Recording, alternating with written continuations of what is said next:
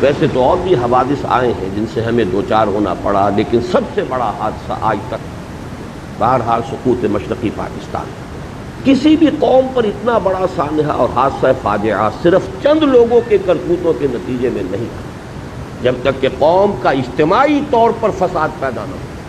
افراد کی برکتیں تو پھیل سکتی ہیں کہ پوری قوم کے اوپر سائبان بن جائے، جیسے نیکیوں کا قاعدہ ہے کہ 10 گنا سے 700 گنا تک بھی اللہ تعالیٰ اجر دے گا، لیکن گناہ کی سزا بالکل حساب کے مطابق ملتی، زیادہ نہیں ملتی۔ اسی طرح افراد کا فسق ہو، فجور ہو، معصیت ہو، خطائیں ہو، غلطیاں ہو، جرائم ہو، اگر چند افراد کی ہو تو اتنی بڑی قوم کو اتنی بڑی سزا نہیں ملے۔ در حقیقت یہ معتدل تعداد میں، اور جب تک کہ اجتماعی سطح پر وہ غلطیاں نہ ہو رہی ہیں، قوم کی ایک عظیم تعداد نے اگر اس کے اندر اپنا کردار ادا نہ کیا ہو تو اتنے بڑے حوادث رونما نہیں۔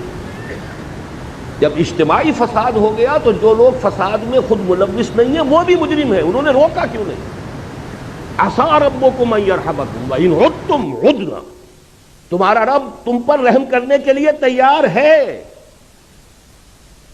لیکن اگر تم نے پھر وہی روش اختیار کی ہم پھر وہی کچھ کریں گے۔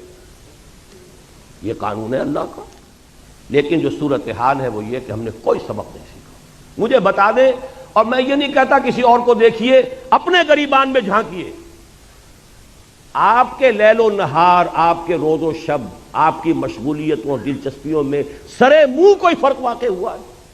کوئی آپ کی زندگی کا نقشہ بدلا ہو، کوئی پرائرٹیز چینج ہوئی ہو، کوئی ترجیحات بدلی ہو، کسی نے حرام خوری چھوڑی ہو، کسی نے سودی معاملہ چھوڑا ہو؟